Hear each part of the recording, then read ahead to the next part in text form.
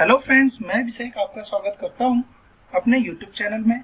आज की इस वीडियो में हम मैथ्स के क्लास 8 आर.एस. अग्रवाल के बुक के चैप्टर नंबर 16 पैरेललोग्राम्स के बारे में पढ़ेंगे। इससे पिछली वीडियोस में मैंने पॉलीगन्स और क्वाड्रिलेटरल्स को कंप्लीट कर लिया है।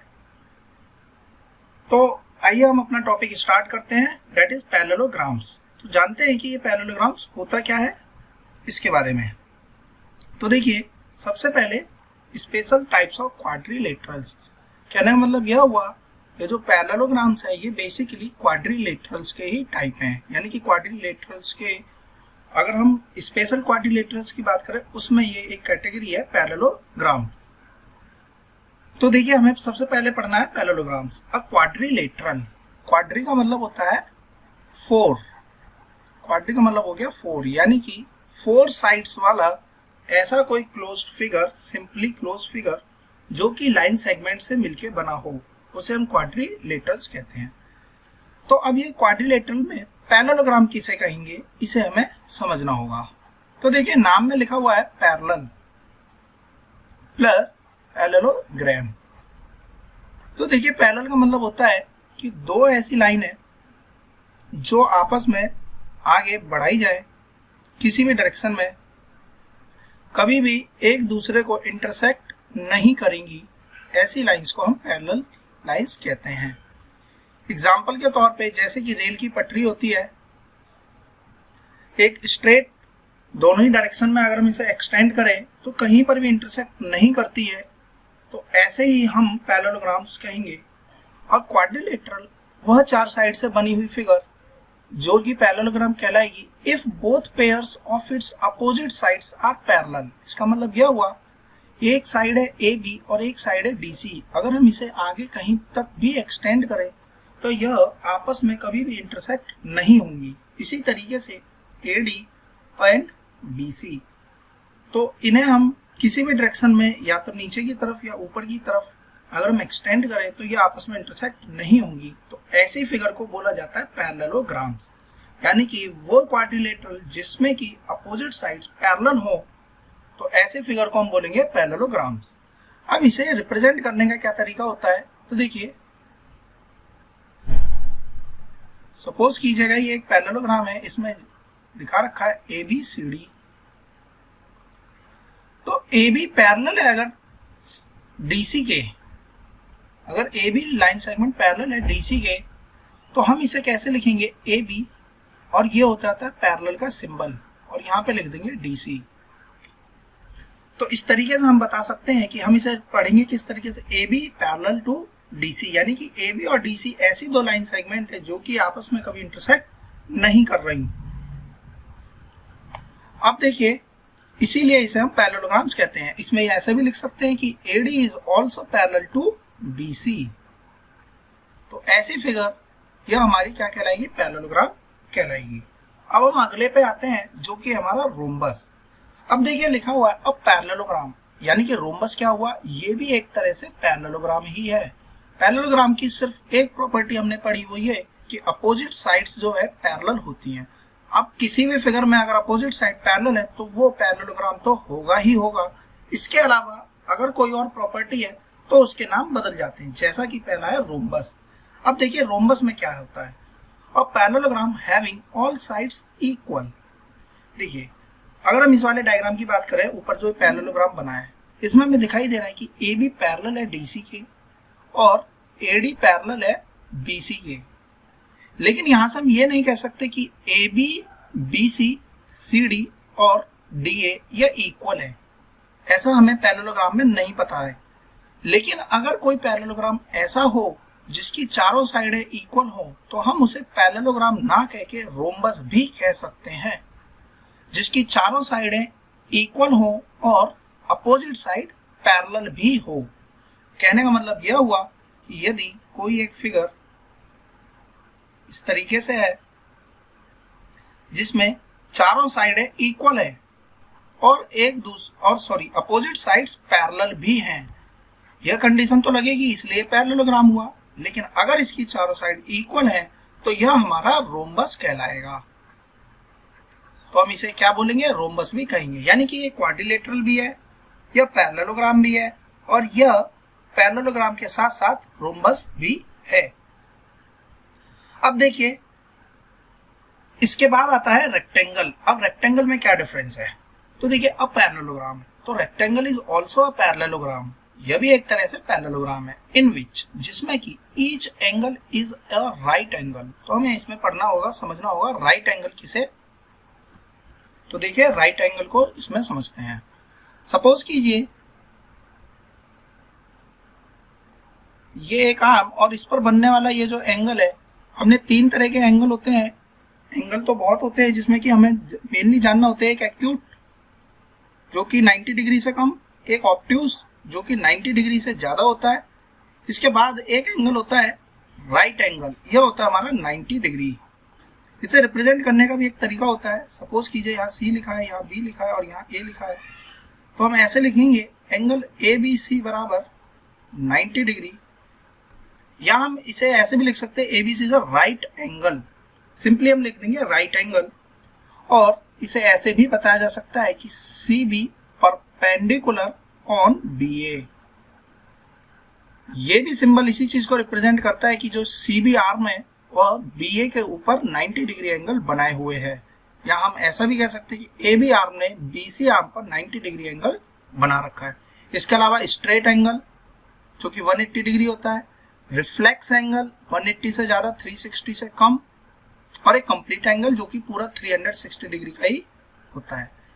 तो इतने सारे एंगल्स इसमें होते हैं। तो हमें बेसिकली क्या जानना है कि रेक्टेंगल किसे कहते हैं, वो पैरेललोग्राम। देखिए सबसे पहला पैरेललोग्राम का होना जरूरी है, यानी कि अपोजिट साइड्स तो पैरेलल होंगी ही होंगी। इसके अलावा सारे जितने भी एंगल्स है वो 90 डिग्री के होंगे। तो देखिए यहाँ सिंबल बना रखा है रिप्रेजेंट करने के लिए कि 90 डिग्री है। तो रेक्टेंगल के बारे में हमने समझ लिया कि ये पैरेललोग्राम तो होगा ही, इसके अलावा इसमें 90 डिग्री के एंगल्स भी होंगे। अब आते हैं स्क्वायर पे। अब पैरेललोग्राम यानी कि ये भी पैरेललोग्राम है, ऑल साइड्स आर इक्वल, इसका मतलब है ऑल साइड्स तो रोम्बस में भी इक्वल थी, स्क्वायर में भी इक्वल है, तो डिफरेंस कहाँ है, तो हम इसमें जानेंगे डिफरेंस है 90 डिग्री के एंगल में। यानी कि स्क्वायर के केस में जो एंगल होते हैं वो हमारे 90 डिग्री ही होंगे, चारों एंगल हमारे 90 डिग्री के होंगे। तो हम स्क्वायर को कैसे डिफाइन करेंगे, यह एक तरीके का वो पैरेललोग्राम जिसकी सभी साइड्स हैं इक्वल भी है और जिसके सभी एंगल 90 डिग्री भी है। तो ऐसे जो फिगर होगी उसे हम क्या बोलेंगे, स्क्वायर कहेंगे। आगे देखते हैं ट्रेपीजियम। तो देखिए ट्रेपीजियम में क्या होता है, अ क्वाड्रिलेटरल, यह पैरेललोग्राम नहीं है। ये पैरेललोग्राम क्यों नहीं है, क्योंकि देखिए इसमें अपोजिट साइड्स जो है, एक साइड तो पैरेलल है लेकिन ये वाली साइड पैरेलल नहीं है।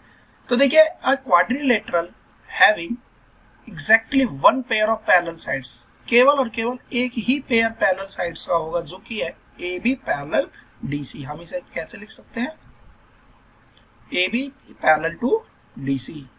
तो ऐसे फिगर को हम बोलेंगे trapezium. In the adjoining figure ABCD is a quadrilateral in which AB parallel to DC. इसके अलावा जो एडी और बीसी है ये पैरेलल नहीं है। अगर हम इसे आगे की तरफ एक्सटेंड करें तो देखिए कहीं ना कहीं जाकर तो ये मीट कर जाएंगे। Sorry, so ABCD is a trapezium. अब हमें पढ़ना है इसमें आइसोसेलेस ट्रेपीजियम किसे कहते हैं। तो देखिए हमने आइसोसेलेस ट्रायंगल के बारे में पढ़ा था कि ऐसा ट्रायंगल जिसकी कोई दो साइड इक्वल होती है, ऐसे ट्रायंगल को हम आइसोसेलेस ट्रायंगल कहते हैं। ठीक उसी तरीके से आइसोसेलेस ट्रेपीजियम भी है। तो आइसोसेलेस ट्रेपीजियम क्या होगा, देखिए एक ट्रेपीजियम, इसकी नेमिंग कर देते हैं ए बी सी डी, जिसमें कि ए बी पैरेलल है हमारा डीसी के। तो देखिए ए बी पैरेलल है डीसी के, इसके अलावा बाकी जो अदर पेयर है जो कि डीसी और सॉरी एडी और बीसी का है, यह पैरेलल नहीं है, लेकिन ऐसा भी तो हो सकता है कि ये इक्वल हो। अगर यह इक्वल होता है तो ऐसा ट्रायंगल ऐसी फिगर हमारी कहलाएगी आइसोसेलेस ट्रेपीजियम। तो ऐसी फिगर को हम बोलेंगे आइसोसेलेस ट्रेपीजियम। यानी कि ट्रेपीजियम तो है जिसमें कि एक pair exactly one pair parallel है, इसके अलावा बाकी जो बची हुई साइड है यानी कि नॉन पैरेलल साइड जो कि पैरेलल नहीं है वो इक्वल भी हो, तो ऐसी फिगर को हम आइसोसेलेस ट्रेपीजियम कहेंगे। तो देखिए यह क्वाड्रिलेटरल है, बिल्कुल हम कहेंगे क्वाड्रिलेटरल है क्योंकि चार साइड से बनी हुई फिगर है जो कि सिंपली क्लोज्ड भी है और लाइन सेगमेंट से बनी हुई है। और इसे हम आइसोसेलेस ट्रेपीजियम क्यों कह रहे हैं, क्योंकि इसमें एक ही pair of side opposite sides जो है वो पैरेलल है। अब हम बात करते हैं इसके बाद काइट की। यह भी एक तरीके से क्वाड्रिलेटरल है। अब देखिए इसमें क्या है, अ quadrilateral is called a kite if it has two pairs of equal adjacent side. अब देखिए यहाँ पर लिखा हुआ है, पैरेललोग्राम में हमने पढ़ा था अपोजिट साइड्स पैरेलल होती हैं, हमने पढ़ा था इसमें अपोजिट साइड्स पैरेलल होती है। लेकिन हमें काइट में क्या जानना है, it has two pair of equal adjacent side. Adjacent का मतलब होता है पास वाली साइड, ऐसी दो आर्म जिसमें की एक वर्टेक्स कॉमन हो, तो इसे हम बोलते हैं एडजेसेंट साइड्स।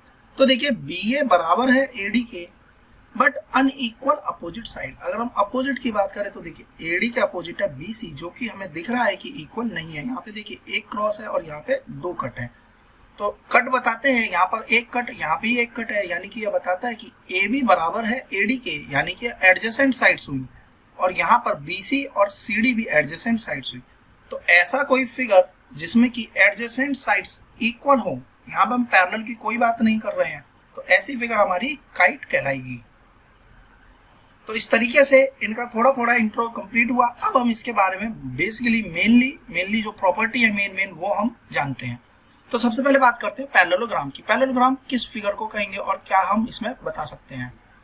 तो देखिए parallelogram prove that in a parallelogram opposite sides are equal. सबसे पहले होता है कि पैरेललोग्राम के अंदर जो अपोजिट साइड्स हैं वो इक्वल होती हैं, अपोजिट एंगल्स भी इक्वल होते हैं और डायगोनल्स भी बाइसेक्ट करते हैं एक दूसरे को। ये सब हमें यहाँ पे प्रूव करना है। अगर हम जानते हैं कि कोई गिवन फिगर पैरेललोग्राम है तो ये सब कंडीशन सेटिस्फाई हो रही होंगी, लेकिन फिलहाल में हमें इसे प्रूव करना है। तो देखिए बहुत ही आसानी से हम प्रूव कर देंगे। हमें एंगल्स की जानकारी होनी चाहिए कि कौन से किस एंगल्स को क्या कहते हैं, और कॉन्ग्रुएंसी हमें पता होनी चाहिए।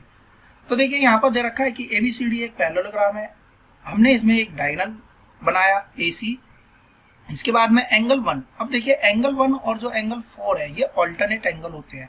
अगर हम किसी भी इस तरीके से बताते हैं, ये वाला एंगल और ये एंगल, ये वर्टिकली अपोजिट एंगल है, यानी एंगल 1 2 ये वर्टिकली अपोजिट एंगल है। अगर हम एंगल 1 और एंगल 3 की बात करें तो यह हमारे अल्टरनेट एंगल हो गए। तो क्या हो जाएंगे, हमारे अल्टरनेट एंगल हो जाएंगे। एंगल 1 और एंगल 4 की बात करें तो ये हमारे कॉरेस्पॉन्डिंग एंगल्स हो जाएंगे। तो एंगल 1 बराबर एंगल 4 है। कब, अगर ये गिवन लाइन सपोज ये L और M आपस में पैरेलल हो और एक यह P लाइन करके है जो कि ये इंटरसेक्ट कर रही हो, तो एंगल 1 बराबर एंगल 2 होगा, एंगल 2 बराबर एंगल 3, क्योंकि 2 और 3 कॉरेस्पॉन्डिंग, 3 और 4 वर्टिकल अपोजिट एंगल। एंगल 2 और एंगल 4 यह हमारे अल्टरनेट एंगल हो जाएंगे, लेकिन कौन से, यह इंटीरियर अल्टरनेट एंगल। तो हम इसे देखते हैं। तो देखिए एंगल 1 बराबर एंगल 4 होता है और एंगल 3 बराबर एंगल 2 के हो जाएगा, क्योंकि ये हमारे अल्टरनेट एंगल हो जाएंगे। तो अल्टरनेट एंगल कैसे, तो देखिए यह AD पैरेलल है BC के। अगर हम इसे आगे एक्सटेंड करें तो देखिए AD पैरेलल है BC के और यह हमारी ट्रांसवर्सल है। बेसिकली इस लाइन सेगमेंट को, इसे लाइन को बोला जाता है ट्रांसवर्सल। तो हम देखें तो देखिए यहां से जो एंगल 1 बन रहा है, यहां से एंगल 2 और यहां से जो ये एंगल 3 बन रहा है, यह हमारा अल्टरनेट एंगल हो जाएगा। और इसी तरीके से अगर हम यहां पे भी बना दें तो एंगल 1 और एंगल 4 भी क्या कहलाएगा, हमारा अल्टरनेट एंगल कहलाएगा, जो कि मैंने यहां पर आपको बता दिया। 1 और 3 अल्टरनेट एंगल है, ये लाइन सेगमेंट है, सॉरी ये ट्रांसवर्सल है। अब देखिए AC बराबर CA, AC बराबर CA है, यह हमें पता है। AC बराबर CA क्यों है, क्योंकि यह कॉमन है, जो कि यहां से भी जा रही है और यहां से भी जा रही है, तो इसमें हमें कोई प्रॉब्लम नहीं। अब देखिए यहां पे बताया गया है कि ट्रायंगल ABC कॉन्ग्रुएंट है ट्रायंगल CDA के। तो हमें इससे पहले कॉन्ग्रुएंसी के बारे में पता होना चाहिए कि कब कब क्या क्या क्राइटेरिया के बेसिस पे हम ट्रायंगल्स को कॉन्ग्रुएंट प्रूव करते हैं। तो देखिए कॉन्ग्रुएंसी में होता क्या है बेसिकली, कि एक गिवन ट्रायंगल, सपोज कीजिए कि एक ABC ट्रायंगल है और अगर मैंने एक ट्रायंगल बनाया DEF, अगर किसी भी तरीके से मैं ABC ट्रायंगल को और ये DF ट्रायंगल मैं इसे घुमा फिरा के किसी भी तरीके से अगर इसके ऊपर पूरी तरीके से सुपर इम्पोज कर दूं तो गिवन ट्रायंगल हमारा कॉन्ग्रुएंट माना जाएगा। यानी कि अगर मैं इस F साइड को, इस F वर्टेक्स को A पे टच करा दूं और E और D को यहाँ पे टच करा दूं और ये पूरी तरीके से इसकी जगह को घेर ले तो यह दोनों ट्रायंगल आपस में कॉन्ग्रुएंट कहलाएंगे। तो कॉन्ग्रुएंट के लिए सिंबल होता है, देखिए ये इक्वल का और ये सिमिलर का, यानी कि इक्वल भी है और सिमिलर भी है, तो ऐसी फिगर हमारी ये कॉन्ग्रुएंट कहलाएगी। तो बेसिकली कॉन्ग्रुएंट क्या बताता है? कॉन्ग्रुएंट से हमें पता चलता है एक चीज जो कि है CPCT, जो कि हमें बताता है corresponding parts of congruent triangles, corresponding parts of congruent triangle. Suppose कीजिए कि एक ये ट्रायंगल है, यह 5 है, सॉरी ये 4, ये 3 और ये 5। अगर मैं एक और ट्रायंगल ऐसा बना दूं जिसमें ये वाली साइड 4 हो, ये वाली 3 हो और ये वाली 5 हो, और अगर मैं इसको इसके ऊपर रख दूं किसी भी तरीके से घुमा फिरा के, और अगर ये इसके ऊपर पूरी तरीके से आ जाए, तो देखिए हम कह सकते हैं कि जितना ये एंगल होगा उतना ही ये वाला भी एंगल होगा, क्योंकि पूरी तरीके से इसके ऊपर आ रहा है। इसका मतलब ये हुआ कि अगर मैं इस एंगल की बात करूं तो ये एंगल इस साइड के एंगल के बराबर हो जाएगा अगर मैं इसे घुमा के इसको ऊपर रख देता हूं और पूरी तरीके से ये इसको ढक लेता है। तो कहने का मतलब ये हुआ कि जो 4 है इसके ऊपर ये वाली साइड आ जाएगी, 3 के ऊपर ये 3 वाली साइड और 5 के ऊपर ये 5 वाली साइड आ जाएगी। तो जो एंगल होंगे वो भी तो आपस में इक्वल होंगे। इसी चीज को बोला जाता है CPCT, कॉरेस्पॉन्डिंग पार्ट्स। यानी कि ट्रायंगल्स के या किसी भी गिवन फिगर के पार्ट्स जो है अगर पूरी तरीके से ढक लेते हैं तो उसके जो एंगल्स हैं, उसकी जो साइड्स हैं, वो भी आपस में इक्वल ही होंगी। Corresponding parts of congruent triangles are equal, यानी कि उनके सभी पार्ट्स इक्वल हो जाएंगे अगर वो एक दूसरे के ऊपर पूरी तरीके से आ जाते हैं। तो यहाँ पर यही चीज बताई गई है कि हमें कॉन्ग्रुएंसी कैसे प्रूव करनी है। हमने 2 ट्रायंगल लिया अलग अलग, अगर मैं इस 1 वाले को ABC ट्रायंगल को घुमा के 1 को 4 के ऊपर और 3 वाले को 2 के ऊपर और इस B को उठा के D पे रख दूं तो यह पूरी तरीके से एक दूसरे को ढक लेंगे। तो इसका मतलब यह हुआ AC तो एक साथ ही रहेगी, वही रहेगी, कॉमन है। तो इसके अलावा बाकी जो एंगल होंगे वो भी आपस में इक्वल हो जाएंगे, यानी कि B इसके ऊपर पूरी तरीके से आ जाएगा। तो यह इस बात को साबित कर देता है कि अपोजिट एंगल्स इक्वल है, अपोजिट साइड्स इक्वल है, क्योंकि जब मैं इसको इसके ऊपर रखूंगा तो देखिए जो BC है वो आ जाएगा AD के ऊपर, तो जो BC है वह आ जाएगा हमारा AD के ऊपर। तो ये इस बात को बता देगा कि अपोजिट साइड्स इक्वल है। लेकिन लिखने का क्या तरीका होता है उसे हमें जानना है। तो लिखने के तरीके के लिए हमें कॉन्ग्रुएंसी प्रूव करनी होती है, जो कि हमारे लिए कुछ क्राइटेरिया बताते हैं। या तो कॉन्ग्रुएंसी प्रूव कीजिए साइड से, साइड एंगल साइड से, एंगल साइड से, या राइट एंगल हाइपोटेनस और साइड से। तो ये बहुत सारे ये क्राइटेरिया है। इन क्राइटेरिया के बेसिस पे हम कॉन्ग्रुएंसी किसी भी ट्रायंगल की प्रूफ करते हैं। तो यहाँ पर देखिए हमने किस तरीके से प्रूव किया। 2 तो हमने एंगल लिए हैं और एक साइड लिया है, यानी कि एंगल साइड एंगल से हमने दोनों ट्रायंगल को कॉन्ग्रुएंट प्रूव कर दिया। अगर ट्रायंगल कॉन्ग्रुएंट है तो इनके कॉरेस्पॉन्डिंग पार्ट्स भी आपस में इक्वल होंगे। इसका मतलब यह हुआ कि हमारी अपोजिट साइड और अपोजिट एंगल्स की जो बात थी हमने प्रूव करनी थी वो हमने प्रूव कर दी। अब देखिए हमें यहाँ पर जानना है कि डायगोनल बाइसेक्ट ईच अदर, इसका क्या मतलब होता है। तो देखिए डायगोनल बाइसेक्ट ईच अदर का मतलब है, देखिए डायगोनल बाइसेक्ट ईच अदर का मतलब होता है कि ये हमारा एक पैरेललोग्राम है सपोज, और ये इसके डायगोनल है। तो बाइसेक्ट का मतलब हो गया कि बीच में से बटने वाला सेक्शन, बाइसेक्ट। बाई का मतलब हो गया 2, और 2 सेक्शन में बट जाए जो चीज उसे हम बोलते हैं बाइसेक्ट। तो यहाँ पर AO बराबर OC है, लेकिन हमें इसे अब प्रूव करना है कि हम कैसे कह सकते हैं कि AO और OC बराबर है और OB और OD भी बराबर है। तो इसे कैसे प्रूव किया जाए। तो अगेन हमारे पास में वही सेम चीज, हमें ट्रायंगल को कॉन्ग्रुएंट प्रूव करना पड़ेगा, जिसके लिए हमें कौन सा ट्रायंगल लेना है यही हमें देखना है। तो देखिए इनमें इन्होंने क्या करा कि सबसे पहले डायगोनल ड्रॉ कर दिए AC और BD। अब इसके बाद इन्होंने 2 ट्रायंगल लिए छोटे छोटे, एक OAB और एक लिया OCD। मैंने अभी आपको बताया था कि ये जो एंगल होते हैं ये आपस में वर्टिकल अपोजिट एंगल कहलाते हैं। ये एंगल और ये एंगल वर्टिकल अपोजिट एंगल कहलाएंगे। तो देखिए एंगल अगर मैं इसे उठा के इसके ऊपर रखता हूं तो देखिए ए बी डी सी को पूरी तरीके से ढक लेगा, क्योंकि हमने पढ़ लिया है अभी कि अपोजिट साइड इक्वल है, यानी कि ए बी जितनी है उतनी लेंथ डी सी की भी है।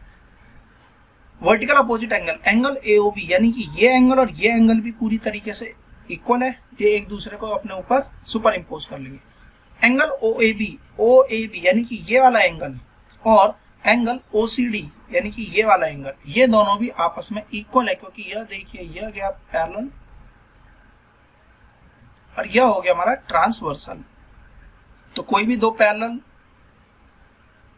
और एक अगर ट्रांसवर्सल जाती है तो हमने अभी पढ़ा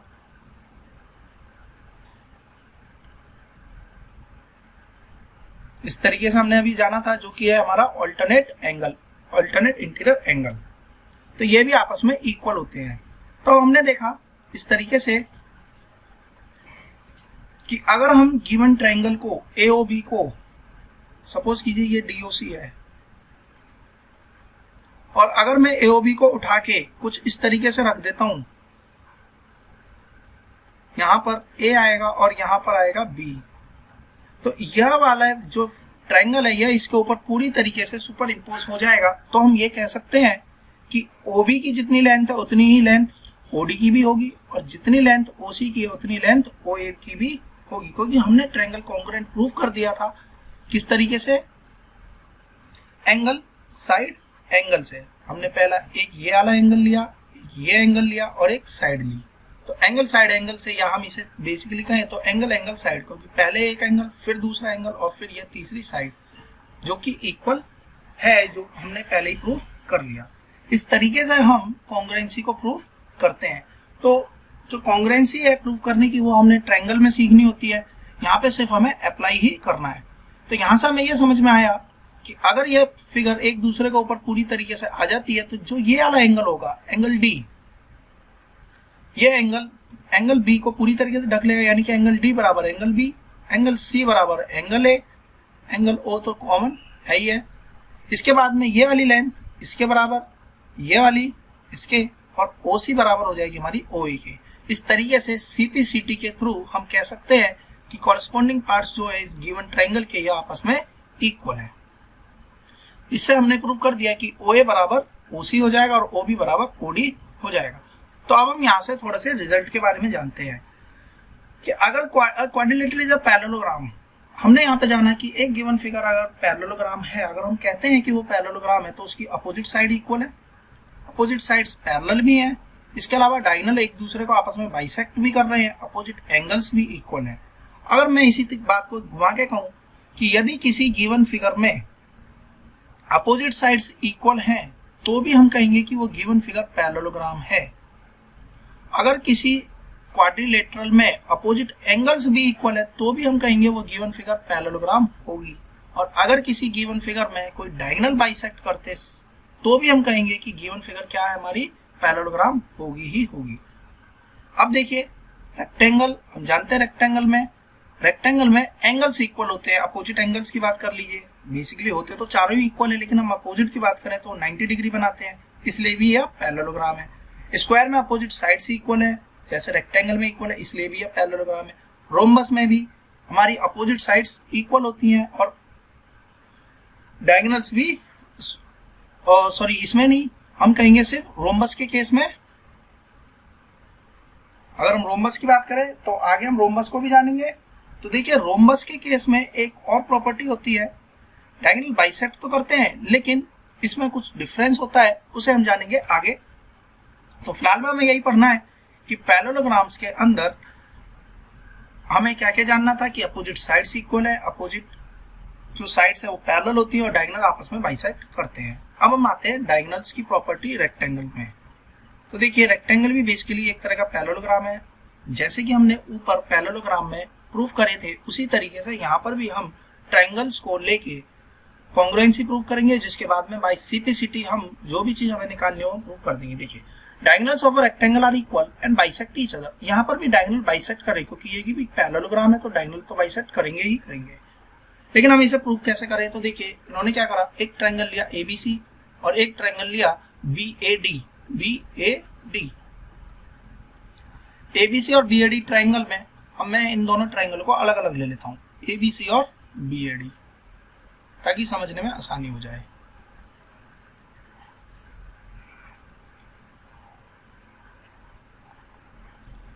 अब देखिए AB जो है दोनों केस में बराबर है, यानी कि लेंथ तो इक्वल है।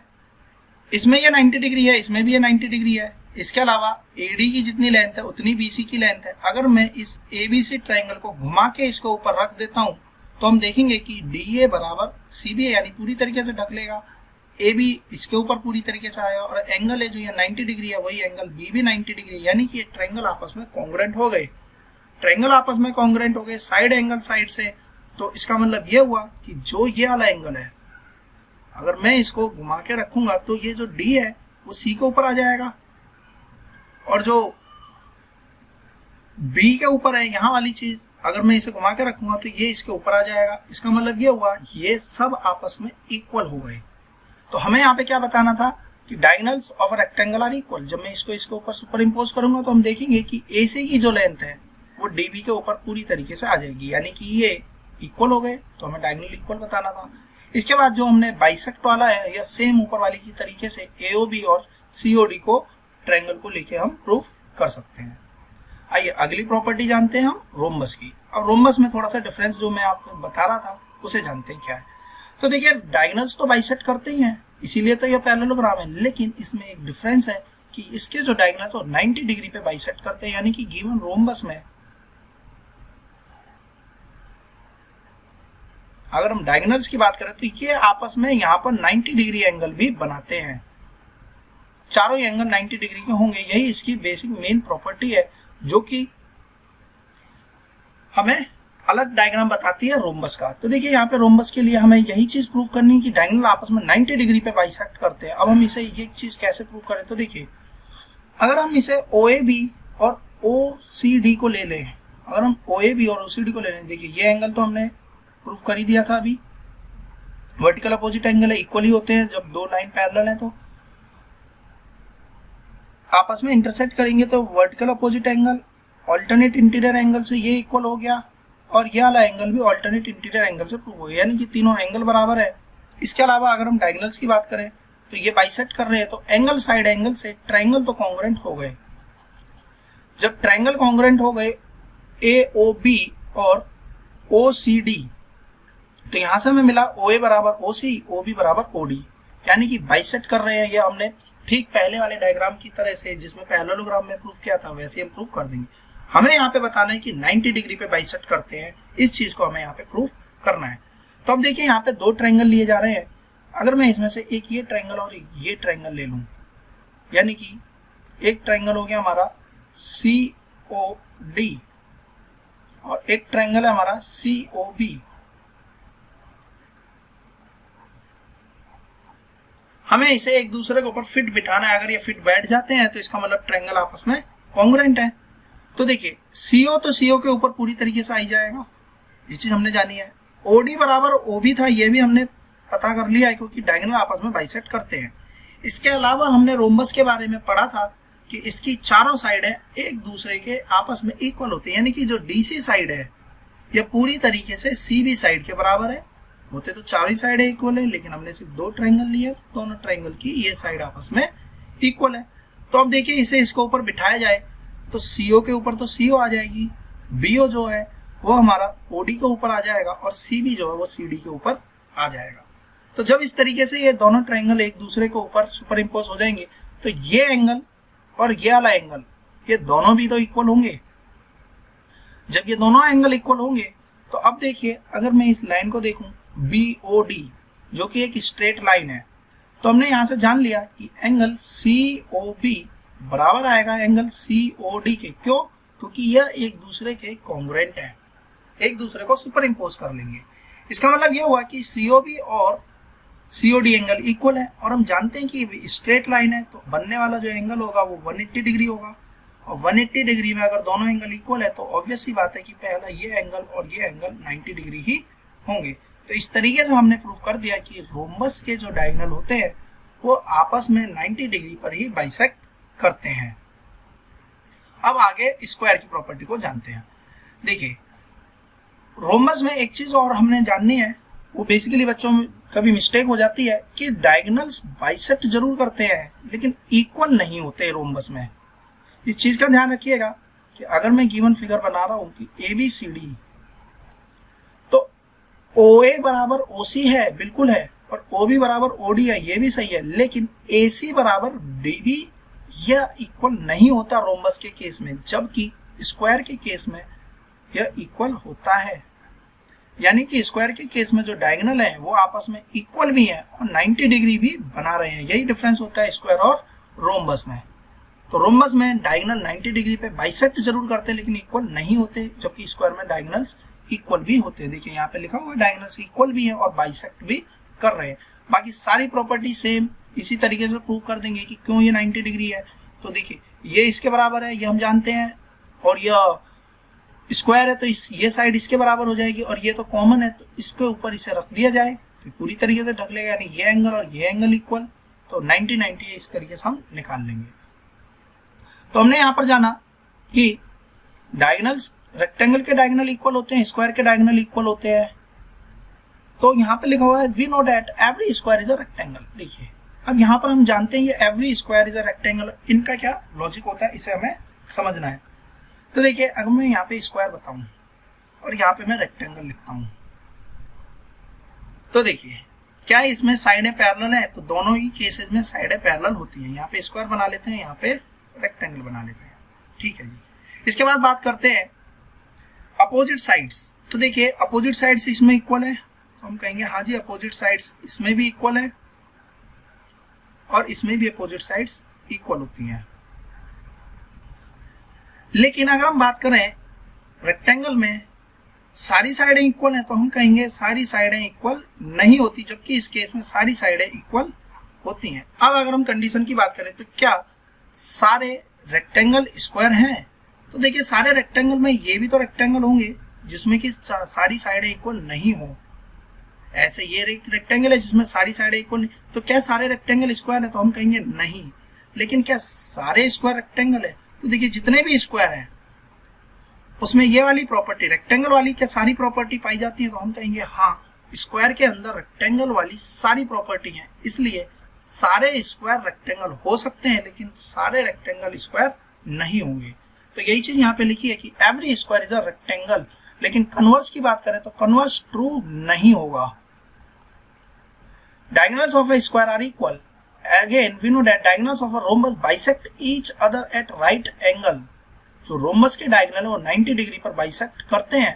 So every square is a rhombus. तो जितने भी स्क्वायर है वो रोम्बस होंगे, लेकिन क्या सारे रोम्बस स्क्वायर होंगे? तो हम ऐसा नहीं कहेंगे क्योंकि डायगोनल इक्वल नहीं होते। So the diagonal of a square bisect at each other at right angle, hence the diagonal of a square are equal and bisect each other at right angle. कहने का मतलब यह हुआ स्क्वायर की बात करें, यहाँ पे रोम्बस बना लेते हैं और यहाँ पे स्क्वायर बना लेते हैं। स्क्वायर की जितनी भी प्रॉपर्टी हैं, स्क्वायर की जितनी भी प्रॉपर्टीज हैं रोम्बस के अंदर वो सारी पाई जाती है, लेकिन जो रोम्बस के अंदर प्रॉपर्टी है वो स्क्वायर के अंदर नहीं है। बेसिकली बात यह हुई कि अगर हम इसकी बात करें, जितने भी स्क्वायर होंगे, और यहाँ पे बात करें रोम्बस की प्रॉपर्टी की बात करें, तो देखिए रोम्बस की जो जो प्रॉपर्टी है क्या वो स्क्वायर की प्रॉपर्टी है? तो हमने रोम्बस की प्रॉपर्टी जानी अपोजिट साइड्स इक्वल। सबसे पहला जाना अपोजिट साइड्स इक्वल, इसमें भी होती है। हमने यहां पर जाना अपोजिट एंगल इक्वल, इस केस में भी अपोजिट एंगल इक्वल है। डायगोनल्स बाइसेक्ट ईच अदर, इसमें भी डायगोनल्स बाइसेक्ट ईच अदर है। लेकिन इसमें हमने जाना कि डायगोनल्स आर नॉट इक्वल, इसमें डायगोनल्स इक्वल होते हैं। इसका मतलब यह हुआ इसके अंदर डायगोनल वाली प्रॉपर्टी नहीं है। इसका मतलब जितने भी स्क्वायर होंगे वो सारे रोम्बस तो होंगे ही होंगे, लेकिन सारे रोम्बस स्क्वायर नहीं हो सकते, क्योंकि कोई रोम्बस तो ऐसा भी होगा जिसमें डायगोनल इक्वल ना हो। तो ऐसे रोम्बस को हम स्क्वायर नहीं कह सकते, लेकिन स्क्वायर में तो सारे ही डायगोनल इक्वल होते, तो ऐसे स्क्वायर को हम रोम्बस कह सकते हैं। ये पॉसिबल है, जबकि ये पॉसिबल नहीं है। तो बेसिकली इसका पता कैसे लगाएं? दोनों की प्रॉपर्टीज को देखिए, जिसकी प्रॉपर्टी पूरी तरीके से मैच कर जाए तो वो चीज पॉसिबल है, अदरवाइज वो पॉसिबल नहीं है। अब देखिए आगे दो नोट दे रखे हैं। If the diagonals of a quadrilateral are equal, then it is not necessarily a rectangle. कहता है कि डायगोनल्स इक्वल है। अब यहाँ पर ध्यान से देखिए कि AC बराबर BD है, लेकिन जरूरी नहीं है कि रेक्टेंगल हो। क्यों? क्योंकि ये 90 डिग्री पर नहीं है, ABCD इन विच डायगोनल AC बराबर but ABCD is not a rectangle, क्योंकि यह 90 डिग्री नहीं बना रहा, तो ऐसा पॉसिबल हो सकता है। If the diagonals of a quadrilateral intersect at right angle then it is not necessarily a rhombus. देखिए एक काइट वाला एग्जांपल लिया था, तो काइट के केस में एडजेसेंट साइड बराबर होती है, और अगर हम डायगोनल्स ड्रॉ करें तो देखिए 90 डिग्री भी बनाते हैं, लेकिन हम इसे रोम्बस नहीं कहेंगे। क्यों नहीं कहेंगे? क्योंकि अपोजिट साइड से इक्वल नहीं है। या हमने रोम्बस की प्रॉपर्टी पढ़ी थी कि चारों साइडें इक्वल होती हैं, इसमें चारों साइडें इक्वल नहीं होती। तो हमें बेसिकली प्रॉपर्टी सभी पता होनी चाहिए, तभी हम बता सकते हैं कि गिवन फिगर को हम क्या कह सकते हैं और क्या नहीं। इस तरीके से इस चैप्टर में जितनी भी थ्योरी थी वो सारी कंप्लीट हो गई है। अब इसमें जितने भी न्यूमेरिकल्स बनते हैं, जो कि इंपॉर्टेंट न्यूमेरिकल्स होंगे, उसे हम अगली वीडियो में कवर करेंगे। अगर इस चैप्टर में अभी आपको कोई डाउट होता है तो मुझे कमेंट बॉक्स में जरूर बताएं। तो दोस्तों, आपको आज का यह टॉपिक कैसा लगा मुझे कमेंट करके जरूर बताएं, और आपको यदि मेरी यह वीडियो पसंद आई हो तो वीडियो को लाइक करें, शेयर करें और चैनल को सब्सक्राइब करें, और आने वाली वीडियोस की नोटिफिकेशन पाने के लिए बेल आइकन को प्रेस करें। Thanks for watching my videos. Have a nice day.